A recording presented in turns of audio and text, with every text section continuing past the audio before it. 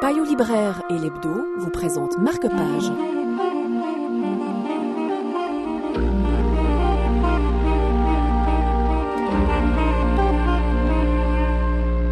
Comment a-t-elle fait?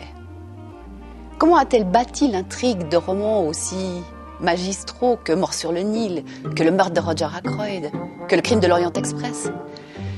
C'est ce que cet ouvrage se propose de nous raconter, à travers l'enquête minutieuse d'un universitaire irlandais qui a eu la chance d'avoir accès aux carnets dans lesquels Agatha Christie prenait des notes pour échafauder ses romans. Des notes très mélangées qui justifient une véritable enquête de la part de son analyste et qui nous ouvrent les pages secrètes d'un monde extraordinaire, celui où le meurtre est le pain quotidien.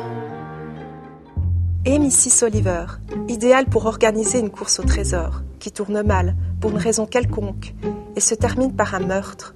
Voyons voir. Pourquoi pas une course à l'assassin plutôt qu'une course au trésor, comme au Cluedo, sauf que ça se passe dans une vraie propriété, et non sur un plateau de jeu. Maintenant, Poirot ou Marple? Marple ou Poirot? Je ne vois pas Miss M arpentant Greenway dans tous les sens. Ce serait déjà difficile pour Poirot, donc vraiment pas crédible pour elle. D'ailleurs, elle ne connaît pas Mrs. Oliver. Or, il faut que j'utilise la romancière. Secrets, ces carnets ne l'étaient pas tout à fait. On connaissait leur existence et ils avaient même été exposés brièvement. Mais tout de même, avoir accès à tous ces petits secrets, cette cuisine interne, c'est extraordinaire.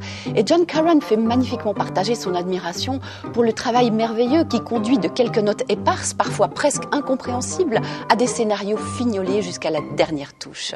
Il fait partager magnifiquement son admiration et aussi deux nouvelles inédites d'Hercule Poirot, ça ne se refuse pas. Payot Libraire et l'Hebdo vous ont présenté Marque-Page.